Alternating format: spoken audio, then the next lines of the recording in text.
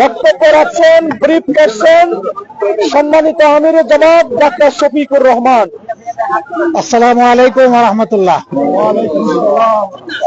কেমন আছেন আপনারা সবাই? আলহামদুলিল্লাহ। সম্মানিত নেতৃবৃন্দ এবং সাংবাদিক বন্ধুগণ, আমি আল্লাহ তাআলা শুকরিয়া আদায় করি যে অসংখ্য অলি আবদালের এই প্রিয় চারণভূমি বীর চট্টলায় আজকে দেশ এবং দিনের প্রয়োজনে আল্লাহ তাআলা আমাকে আসার তৌফিক দান করেছেন, আলহামদুলিল্লাহ। আমি কার্যত একটা মাদ্রাসার বার্ষিক মাহফিলে দাওয়াত পেয়েছি, তাদেরকে সম্মান করার জন্য এখানে এসেছি। এর আগে দক্ষিণবঙ্গের অন্যতম বৃহৎ দ্বীনী শিক্ষা প্রতিষ্ঠান নেসারাবাদ মাদ্রাসার বার্ষিক মাহফিল ছিল, সেখানে আমরা মিলিত হয়েছিলাম, ওখান থেকেই মূলত এখানে আসা। বাংলাদেশে একটা জেলার নামের আগে বীর শব্দ ব্যবহার হয়, এটার নাম চট্টগ্রাম। অবশ্য বীর চট্টগ্রাম বলা হয় না, বলা হয় বীর চট্টলা।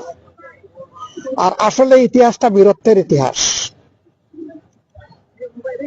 এই অঞ্চলের মুসলিমদের সপক্ষে, মুসলিমদেরকে কার্যত দিনের দিকে আকৃষ্ট করা এবং জুলুমের হাত থেকে রক্ষা করার জন্য আরব যারা দায়ী ছিলেন তাদের আগমন ঘটেছিল এই এলাকা দিয়ে।